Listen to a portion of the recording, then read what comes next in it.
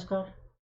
मी प्राध्यापक डॉक्टर गजानन शेंडगे, सहाय्यक प्राध्यापक अर्थशास्त्र विभाग, महात्मा गांधी विद्या मंदिर संचलित कला, विज्ञान आणि वाणिज्य महाविद्यालय, मनमाड, तालुका नांदगाव, जिल्हा नाशिक या बँक व्यवसायाची मूलतत्वे या लेक्चर सिरीजमधील दुसरं लेक्चर, बँक व्यवसायातील आधुनिक तंत्रज्ञान, यामध्ये आपलं स्वागत करतो. आजच्या लेक्चरमध्ये आपण बँकेच्या आधुनिक युगातील बँक व्यवसायाची जी महत्त्वाची साधने आहेत, त्या साधनांचा थोडक्यात आढावा घेणार आहोत.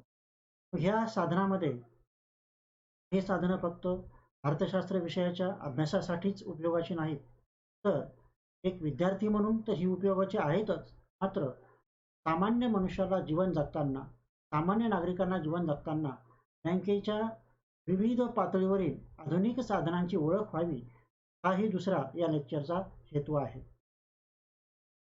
तंत्रज्ञानाचा शोध लागल्यानंतर बँकेच्या आधुनिक युगामध्ये बँकेमध्ये नेट बँकिंग हा सगळ्यात जिव्हाळ्याचा विषय बनला आहे. मग हे नेट बँकिंग आहे तरी काय? नेट बँकिंगची एक सोपी आणि साधी सरळ व्याख्या आहे. आपणास म्हणजेच ग्राहकाला, खातेदाराला बँकेत न जाता इंटरनेटच्या साहाय्याने, इंटरनेटचा वापर करून व्यवहार करण्याच्या सुविधेला नेट बँकिंग असे म्हणतात. मग नेट बँकिंगमध्ये आपणास माहीत असेल की प्रत्येक बँकेने आजकाल नेट बँकिंगची सुविधा ग्राहकांना देऊ केलेली आहे. मग नेट बँकिंगमध्ये इंटरनेटवर गुगल सर्चिंगमध्ये जाऊन आपण बँकेची वेबसाईट जर टाकली, त्या वेबसाईटमध्ये समजा बँक ऑफ महाराष्ट्राची खातेदार आहेत, बँक ऑफ महाराष्ट्राची खातेदारानंतर महाऑनलाईन.in.org जे काय असेल त्यात टाकल्यानंतर आपण असे पोर्टल ओपन होतं. त्या पोर्टलवर 2 कंटेंट विचारले जातात, कारण ग्राहकांची पुष्टी केल्यानंतरच ग्राहकाला त्या ऑनलाईन खात्यामध्ये, बँकेच्या ऑनलाईन खात्यामध्ये प्रवेश करता येतो. मग बँक तुम्हाला ऑनलाईन सुविधा देताना 2 बाबी पुरवते. पहिली बाब असते तुमचा युजर नेम आणि दुसरी बाब असते तुमचा पासवर्ड. युजरनेम आणि पासवर्ड हे तुमच्या बँकेतील खात्याला अटॅच असतात. म्हणून नेट बँकिंगच्या साहाय्याने बँकेत न जाता इंटरनेटचा वापर करून आपण सर्व आर्थिक व्यवहार पार पाडू शकतो. आर्थिक व्यवहार पार पाडू शकतो. यामध्ये फक्त एक आपण करू शकत नाही. काय? आपण घर बसल्या आपल्याजवळील कॅश रक्कम बँकेत टाकू शकत नाही. मात्र आपल्या खात्यातील रक्कम इतरांना ट्रान्सफर करणे, त्याचबरोबर विविध युटिलिटीजचे बिलं, मग ते लाईट बिल असेल, फोन बिल असेल, इतर जणांना कॅश ट्रान्सफर करणे असेल, ऑनलाईन खरेदी असेल, ह्या सगळ्या बाबींचा उपयोग आपण या नेट बँकिंगवरून करू शकतो. नेट बँकिंग नंतर दुसरा जो काही प्रकार आहे तो आहे मोबाईल बँकिंग. मोबाईल बँकिंग ह्या नेट बँकिंगच्या साम्य असलेला पण काहीसा वेगळा मोबाईल बँकिंगचा हा प्रकार आहे. मग मोबाईल बँकिंग आणि नेट बँकिंगमध्ये वेगळेपण कसं? तर मोबाईल बँकिंगमध्ये काही बँकांनी आपल्या मोबाईल हँडसेटमध्ये त्यांच्याकडील विशिष्ट सॉफ्टवेअर ॲप्लिकेशन स्थापन करून व्यक्तिगत मोबाईल बँकिंग देऊ केले आहे. ही सुविधा फक्त GPRS प्रकारच्या मोबाईल हँडसेटवरच चालू शकते, पण प्रक्रिया अगदी सोपी आहे आणि बँकिंग क्षेत्रातल्या ह्या नव्या उपक्रमाचे अनुकरण करणे ग्राहकांना शक्य आहे. प्रत्येक बँकेने आपलं वेगळं सॉफ्टवेअर आपल्या मोबाईलमध्ये GPRS सेटिंगच्या साहाय्याने उपलब्ध करून दिलेले आहे. म्हणजेच ह्या मोबाईल बँकिंगच्या साहाय्याने आपण ॲप्लिकेशन डाउनलोड करून, सॉफ्टवेअर डाउनलोड करून आर्थिक व्यवहार म्हणजेच बॅलन्स चेक करणे, त्याचबरोबर पैसे ट्रान्सफर करणे, त्याचबरोबर ऑनलाईन खरेदी करणे, ह्या सर्व बाबी यामध्ये आपण करू शकतो. अशा पद्धतीने मोबाईल बँकिंगचा वापर प्रत्येक ग्राहकाने केला पाहिजे, हा बँकेचा एक मानस असतो. मोबाईल बँकिंग नंतर बँकेकडून पुरवण्यात येणारी दुसरी आधुनिक सुविधा ती आहे SMS बँकिंग. SMS बँकिंगच्या साहाय्याने आपण काही अंशी मोबाईल बँकिंग सारखीच सुविधा पुरवू शकतो. ग्राहकांना SMSच्या माध्यमातून ग्राहक आपल्या खात्यातील रक्कम माहीत करून घेणे, काही अंशी पैसे ट्रान्सफर करणे, त्याचबरोबर इतर ज्या विविध सुविधा असतील त्या सुविधा घर बसल्या SMS बँकिंगच्या माध्यमातून ग्राहक मिळवू शकतो. ही SMS बँकिंगची सुविधा सर्वच बँकांना आजकाल सुरू केलेली आहे. जर तुम्ही बँकेत गेला तर तिथे काही कोड लिहिलेले असतात की अमुक अमुक नंबर डायल करून मिस कॉल द्या. त्या मिस कॉलच्या साहाय्याने तुम्ही तुमचं बॅलन्स टॅली करू शकता, बॅलन्स जाणून घेऊ शकता किंवा ह्या नंबरवर तुम्ही SMS करा. तुमच्या अकाउंटचं स्टेटमेंट तुमचा तुमचा जो काही ग्राहक बँक असेल त्या बँकेकडून तुम्हाला प्राप्त होतो. अशा पद्धतीने SMS बँकिंग आपण करू शकतो. SMS बँकिंग नंतर जी दुसरी महत्त्वाची सुविधा आहे ती आहे कोअर बँकिंग. कोअर बँकिंग ही बँकिंग व्यवस्थेतली एक आगळीवेगळी सुविधा राहिलेली आहे. मग नेमकी ही कोअर बँकिंग सुविधा काय आहे याबाबत आपण थोडक्यात जाणून घेऊया. कोअर बँकिंग ही एक बँकिंग सेवा आहे ज्यामध्ये नेटवर्कच्या साहाय्याने एका गटाद्वारे उपलब्ध करण्यात आलेली आहे. जिथे ग्राहक त्यांच्या बँक खात्यात प्रवेश करू शकतात आणि कोणत्याही सदस्य शाखा कार्यालयामधून आपले मूलभूत व्यवहार पार पाडू शकतात. कोअर बँकिंग बहुतेक रिटेल बँकिंगशी संबंधित असते आणि बऱ्याच बँका किरकोळ ग्राहकांना त्यांचे कोअर बँकिंग ग्राहक मानतात. व्यवसायांचा सहसा संस्थेच्या कॉर्पोरेट बँकिंग डिव्हिजनद्वारे विस्थापित केलेला असतो. कोअर बँकिंगमध्ये मूलभूत जमा करणे, पैशाचे देवाणघेवाण करणे, पैशाचे कर्ज देणे समाविष्ट आहे. त्याचबरोबर कोअर बँकिंग फंक्शनमध्ये व्यवहार खाती, कर्ज, गहाण खाते आणि देयकाचा समावेश असल्याचा दिसते. बँका या सेवा एकापेक्षा जास्त वाहिन्यावर उपलब्ध करतात. उदाहरणार्थ स्वयंचलित teller machine, internet banking, mobile banking software आणि नेटवर्क तंत्रज्ञानामुळे बँक आपल्याकडील रेकॉर्ड्सचे केंद्रीकरण करू शकते आणि कोणत्याही ठिकाणावरून प्रवेशास परवानगी देऊ शकते. कोअर बँकिंगमध्ये समजा तुमची शाखा तुमच्या जिल्ह्यामध्ये आहे, तुमच्या गावामध्ये आहे आणि तुम्हाला तुमच्या जिल्ह्याच्या ठिकाणाहून त्या शाखेचे व्यवहार पार पाडायचे आहेत. कोअर बँकिंगची ही सुविधा तुम्ही त्या ठिकाणाहून सुद्धा तुमचे बँकेचे व्यवहार पार पाडू शकता. अशा आशयाची ती कोअर बँकिंग सुविधा तुम्हाला बँकेकडून मिळू शकते. आता आपण आतापर्यंत ज्या आधुनिक बाबी पाहिल्या, बँकेच्या आधुनिक बाबी पाहिल्या, त्यामध्ये सर्व सुविधा ह्या बँकेच्या संबंधित असतात. सर्व सुविधा ह्या बँकेच्या अखत्यारीमध्ये असतात. परंतु काही अशी आधुनिक साधनं बँक ग्राहकाला देते जेणेकरून ती साधनं ग्राहकांच्या जवळ असतात. ग्राहक आपल्या जवळ फिजिकली बाळगू शकतो. जसं इंटरनेट बँकिंगची सुविधा त्याच्या मोबाईलच्या ॲपमध्ये असते. जरी मोबाईल त्याच्या जवळ असेल ती त्याच्या ॲपमध्ये असते. परंतु जर आपण ATM card, debit card, credit card या बाबी पाहिल्या त्या फिजिकली ती साधनं त्याच्या खिशामध्ये असतात, ती त्याच्या जवळ असतात.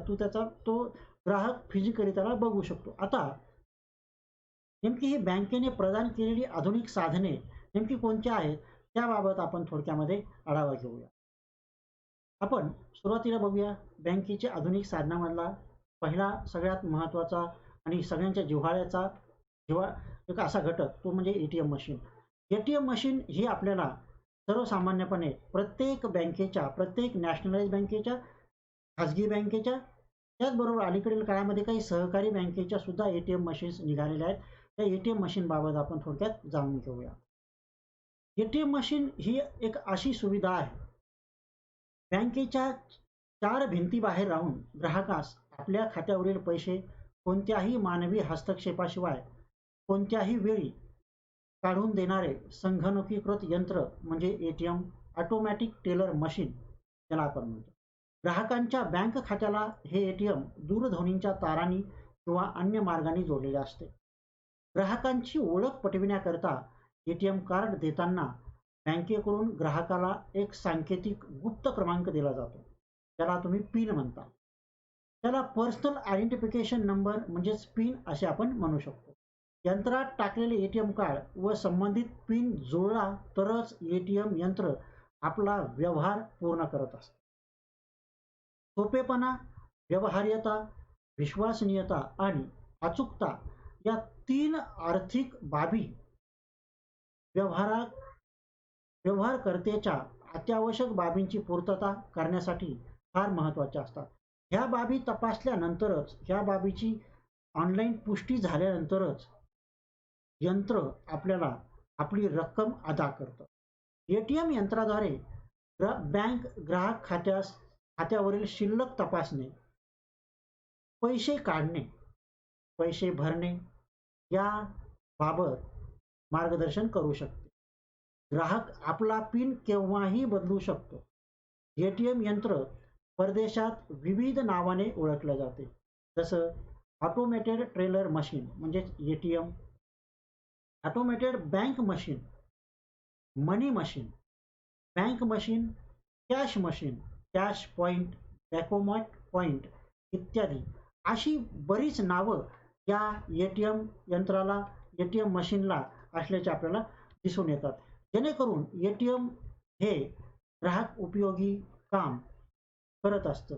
आता एटीएमच्या या बाबी जाणून घेतल्यानंतर आपणास एटीएम ची पुष्टी करण्यासाठी, एटीएमचा वापर करण्यासाठी प्रत्येक बँक ग्राहकाला विविध सुविधा प्रदान करत असते.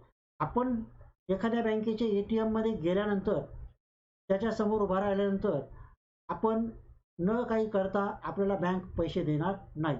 तर एटीएमचा वापर करण्यासाठी बँक आपल्याकडे काही फिजिकली इन्स्ट्रुमेंट देत असते, त्याला आपण कार्ड असे म्हणतो. मग बँक नेमके आपल्याला कोणकोणते कार्ड देते याचाही आपण या ठिकाणी विचार केला पाहिजे. त्यासाठी सुरुवातीला आपण एटीएम मशीनचा थोडक्यामध्ये इतिहास पाहूया. जगामध्ये पहिले ऑटोमॅटिक टेलर मशीन इसवी सन 1939 मध्ये न्यूयॉर्क शहरामध्ये सिटी बँक ऑफ न्यूयॉर्कने चालू केले. ल्युथर जॉर्ज सिमझियन याने ही निर्मिती केली होती. परंतु ग्राहकांच्या निराशाजनक प्रतिसादामुळे 6 महिन्यामध्येच त्याला ते बंद करावं लागलं. यानंतर पुढील 25 वर्ष या क्षेत्रामध्ये कोणतीही सुधारणा, कोणतीही नवीन उपाययोजना करण्यात आली नाही. 27 जून 1967 रोजी बर्क्लेज बँकेने एनफील्ड या गावी एक इलेक्ट्रॉनिक ऑटोमॅटिक टेलर मशीन प्रस्थापित केले, उभारले. द ला रू याने या यंत्राची बांधणी केली होती. जॉन शेफर्ड बर्न याची ही मूळ कल्पना होती. याच दरम्यान काही अन्य अभियंत्यांनीही या संदर्भामध्ये पेटंट घेतल्याचे लक्षात आले. PIN म्हणजेच पिनची जी काही संकल्पना आहे ती ब्रिटिश अभियंता जेम्स गुडफेलोची आहे. जॉन शेफर्ड बर्न याला 2005 साली ऑर्डर ऑफ द ब्रिटिश एम्पायरचा सन्मान प्रदान करण्यात आला. या आद्य यंत्रामध्ये टोकन सरकवून आपल्याला पैसे मिळत असतात. ब्रिटनमध्ये त्याचा जो काही वापर आहे तो फक्त 10-10 पौंडाच्या नोटांची पूर्वगणित पाकिटे ग्राहकांना देण्यासाठी होत होता. हे फक्त एकल प्रकारात त्या काळात वर्गीकृत करण्यात आलं होतं. इंटरनेटच्या आधारे स्वयंचलित ऑटोमॅटिक टेलर मशीनची सुरुवात 1968 मध्ये डल्लास टेक्सास येथे झाली.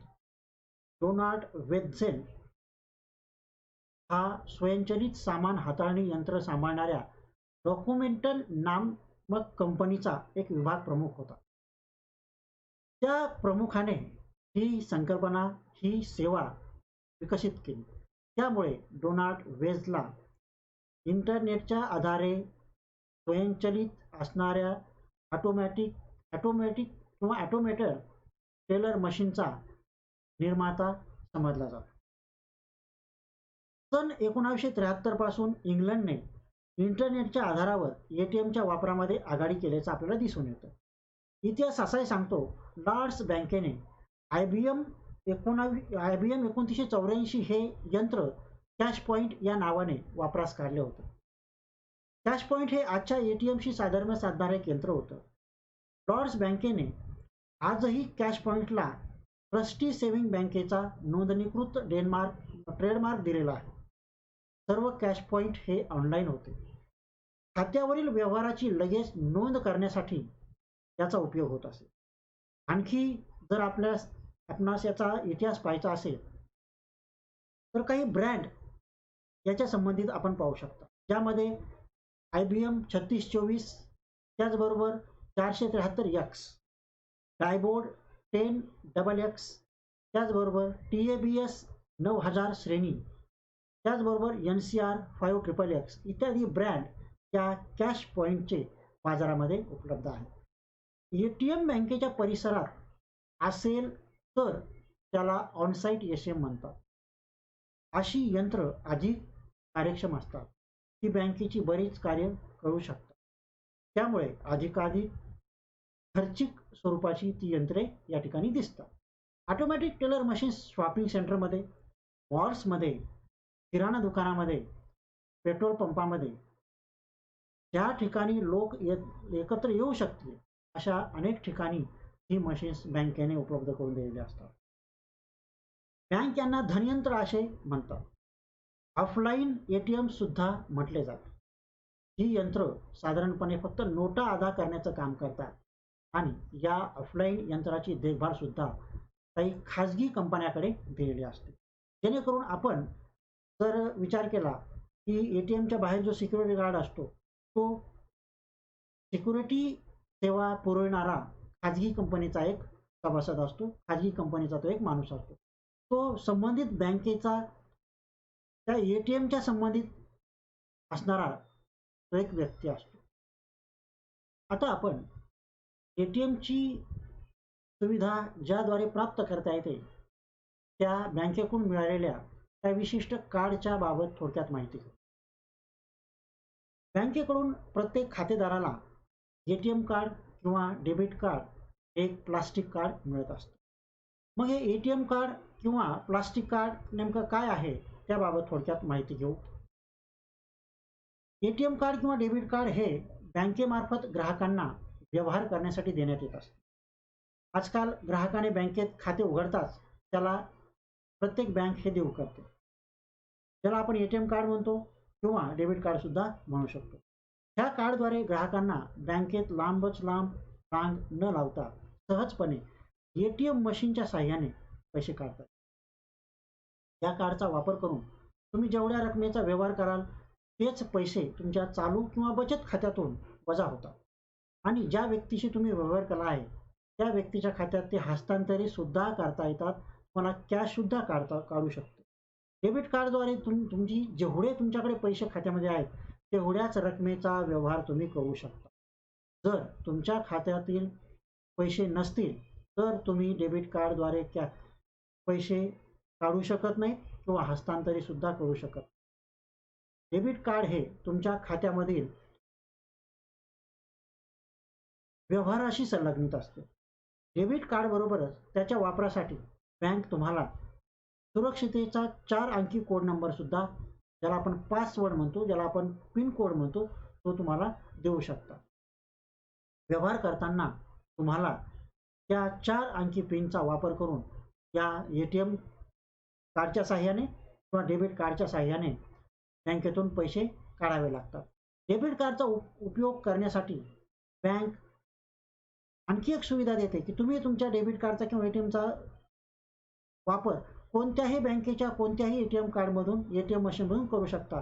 आज आधुनिक युगामध्ये बँकेने ही जी काही पोर्टेबल सुविधा दिलेली आहे की माझ्याजवळ जरी बँक ऑफ महाराष्ट्राचं ATM कार्ड असेल तरी मी HDFC, स्टेट बँक, कोणत्याही बँकेच्या, भारतामधल्या कोणत्याही बँकेच्या ATM मशीनमधून मी माझ्या कोणत्याही ATM कार्डने पैसे काढू शकतो. अशा प्रकारची सुविधा प्रत्येक बँक आपल्या ग्राहकाला देत असते.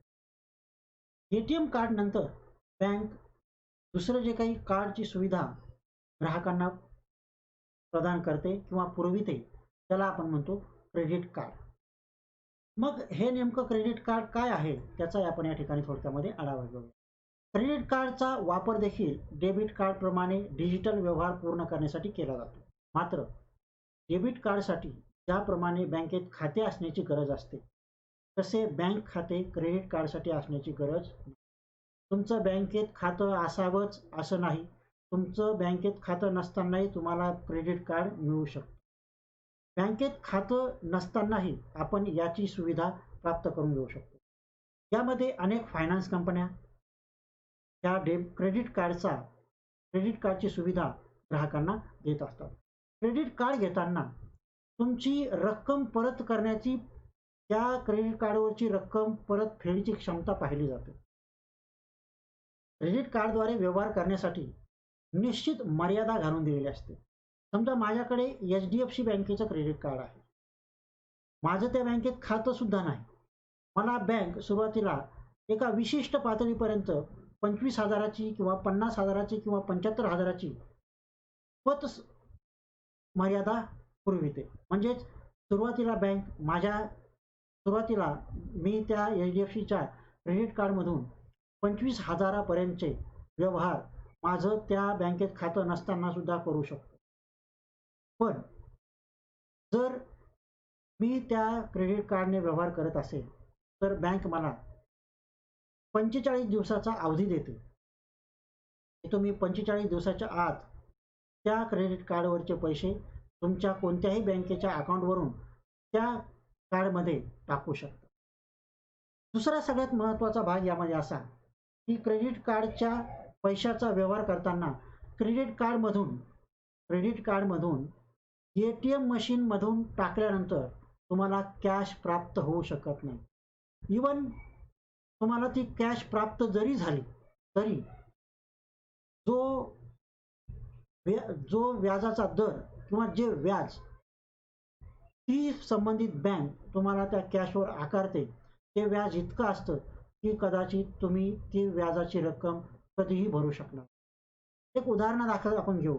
मी 200 रुपये काढले तर मला त्या क्रेडिट कार्डच्या 200 रुपये कॅश आल्यानंतर मला त्या दिवसापासून, त्या सेकंदापासून बँक माझ्या क्रेडिट कार्डवर हे चक्रवाढ व्याज पद्धतीनं ते व्याज आकारते. 200 रुपयाला मला दर दिवशी 12 रुपये याप्रमाणे व्याज भरावं लागतं. हा अनुभव सुद्धा आपण घेतलेला. दुसरा महत्त्वाचा मुद्दा या ठिकाणी असा की क्रेडिट कार्डने फक्त तुम्ही व्यवहार करण्यासाठी, कॅशलेस व्यवहार करण्यासाठी त्याचा वापर करू शकता. यामध्ये दुसरी एक सुविधा बँक तुम्हाला देते की जर तुम्हाला 45 दिवसानंतर सुद्धा तुमच्याकडे पैसे आले नाही तर तुमचं बिल जर 10,000 रुपये झालं असेल तर तुम्हाला मिनिमम अमाऊंट 2,000-3,000 रुपये भरून बँक परत नवीन व्यवहार करण्यास त्यामध्ये सुविधा देऊ शकते. अशा पद्धतीने तुम्हाला क्रेडिट कार्डच्या सुविधेची गरज बँक भासू शकते. परंतु एक अनुभवाचा मुद्दा या ठिकाणी असा की क्रेडिट कार्डवर सुद्धा काही वेळेस आपणास बँकेकडून मेडिकल इन्शुरन्स त्याचबरोबर इतर सुविधा देण्याचा प्रयत्न सुद्धा केला जातो. तर ह्या सुविधा तुम्ही तुमच्या गरजेनुसार, तुमच्या आवश्यकतेनुसार जर तुम्हाला खरंच गरज असेल तरच त्या सुविधा तुम्ही घेतल्या पाहिजेत.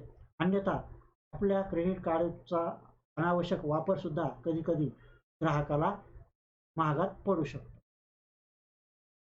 आपण ATM card, debit card, credit card हे वापरत असताना त्याचबरोबर net banking, SMS banking, mobile banking, phone banking ह्या सगळ्या बाबी वापरत असताना आधुनिक काळामध्ये जरी बँक आपल्याला ह्या सुविधा देत असतील तरी जितकं हे सोपं दिसतं तितकंच त्याला जपणं सुद्धा फार महत्त्वाचं. आपण आपल्या आधुनिक सुविधांचा वापर खाजगी जीवनामध्ये डोळे झाकून करता कामा नये. मग ATM कार्डची, डेबिट कार्डची, बँकिंगची, मोबाईल बँकिंगची, नेट बँकिंगची सुविधा नेमकी करायची तरी काय? तर बँक आपल्याला जो पासवर्ड देते तो पासवर्ड आणि युजरनेम हे नेहमी गोपनीय ठेवलं पाहिजे. आपणास ट्रान्झॅक्शन करताना आलेला OTP सुद्धा बँक सांगते की बँक कधीही कुणाला त्याचं पर्सनल माहिती, त्याची सुरक्षितेची माहिती विचारत नाही. परंतु कधी-कधी फसव्या लोकांकडून सुद्धा आपली फसवणूक होऊ शकते. असं कोणीतरी असतं की जे आपला OTP किंवा आपल्या ATMचा पासवर्ड किंवा आपल्या मोबाईल किंवा नेट बँकिंगचा पासवर्ड माहीत करून घेण्याच्या तयारीत असतात. अशी अनेक मंडळी आहेत की जे करण्यासाठी बसलेले आहेत. आपण प्रसारमाध्यमामध्ये सुद्धा पाहू शकतो. टीव्हीवर विविध जाहिराती सुद्धा येतात. फेसबुकच्या माध्यमातून सुद्धा काही मंडळी याच्याविषयी जनजागृती करण्याचा प्रयत्न सुद्धा करू शकते. मग यामध्ये नेमकं सांभाळायचं तरी काय?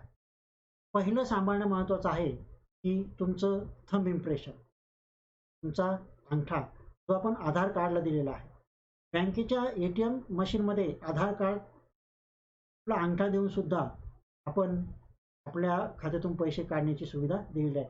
नेहमी आपला अंगठा देताना आपल्या अंगठा दिल्यानंतर आपली जी काही अंगठा ठेवायची जी काही जागा आहे ती स्वच्छ आणि साफ करून टाकली पाहिजे, जेणेकरून आपल्या ह्या जे काही अंगठ्याचा ठप्पा आहे तो तिथे पडून राहता कामा नये.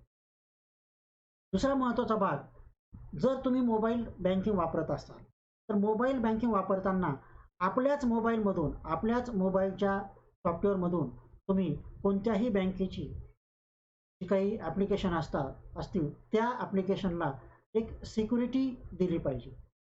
जर तुमच्याकडे सिक्युरिटी नसेल तर तुमच्या मोबाईलला किमान पासवर्ड टाकून ठेवला पाहिजे, जेणेकरून आपल्या मोबाईलमधून SMS बँकिंग, फोन बँकिंग किंवा इतर पद्धतीने काही गैरव्यवहार कुणी करू नये. त्याचबरोबर जर तुमच्याकडे बँकेने तुम्हाला नेट बँकिंगचा युजरनेम आणि पासवर्ड दिला असेल तर ह्या युजरनेम आणि पासवर्डची सुद्धा तुम्ही काळजी घेतली पाहिजे. युजरनेम पासवर्डची काळजी घेताना बँक सांगते की दर 60 दिवसाला, 90 दिवसाला, 180 दिवसाला तुम्ही तुमच्या पद्धतीने तो पासवर्ड बदलला पाहिजे, जेणेकरून तुमची खात्याची सुरक्षितता ही तुम्ही स्वतः घेण्याची जबाबदारी बँकेने तुमच्यावर टाकलेली असते. आणि दुसरं सगळ्यात महत्त्वाचं की आपण वेगवेगळ्या चित्रपटामध्ये पाहतो, हॉलिवूडच्या चित्रपटामध्ये पाहतो की एखाद्या आधुनिक तंत्रज्ञानाधिष्ठित बँकेमध्ये फ्रॉड कसे होतात. ते सगळे फ्रॉड होण्यासाठी जबाबदार असतो तो स्वतः ग्राहक. काही वेळेस आपण दुसऱ्या PC वरून किंवा सायबर कॅफेवरून आपल्या नेट बँकिंगचा युजरनेम आणि पासवर्ड टाकून व्यवहार करत असतो. तिथे काही इंटरनेटच्या माध्यमातली काही लँग्वेज, जिला आपण म्हणतो सायबर कोड हे बऱ्याच वेळेस फिशिंग केले जातात.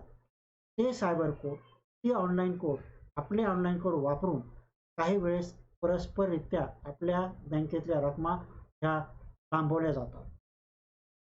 आणखी महत्त्वाचा मुद्दा, ATM कार्ड मशीनमध्ये टाकताना आपल्या आजूबाजूला बरेच जण असतात.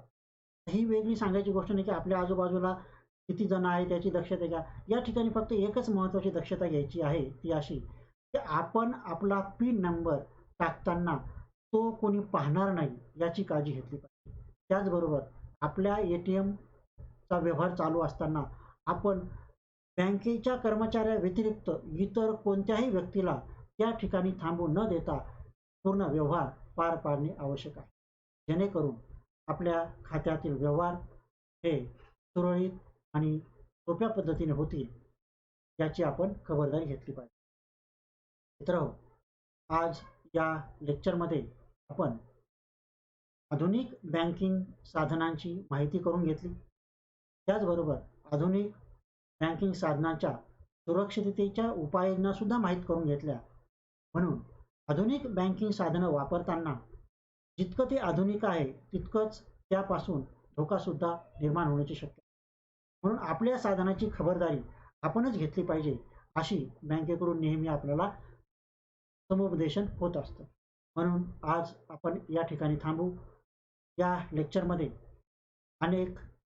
आपण पहिल्या लेक्चरमध्ये जे बँक व्यवसायाची मूलतत्वे, ओळख आणि पार्श्वभूमी होती, त्यामध्ये अनेक विद्यार्थ्यांनी प्रश्न विचारले. त्या सर्व विद्यार्थ्यांच्या प्रश्नांचा या लेक्चरमध्ये आपण आढावा घेतला. आपणास आणखी विनंती आहे की या लेक्चरमध्ये सुद्धा आपणास काही प्रश्न असतील तरी तुम्ही ते सर्व प्रश्न आमच्याकडून सोडवले जातील. तुम्ही या व्हिडिओच्या कमेंट बॉक्समध्ये ज्या काही प्रश्न असतील किंवा आपणास विविध लेक्चरची जर आवश्यकता असेल तेही तुम्ही कमेंट बॉक्समधून पाठवा. आम्ही तुम्हाला त्या पद्धतीचे लेक्चर्स या ठिकाणी अवेलेबल करून देऊ. म्हणून आज या ठिकाणी आपण थांबूया. परत भेटूया पुढच्या लेक्चरमध्ये. तोपर्यंत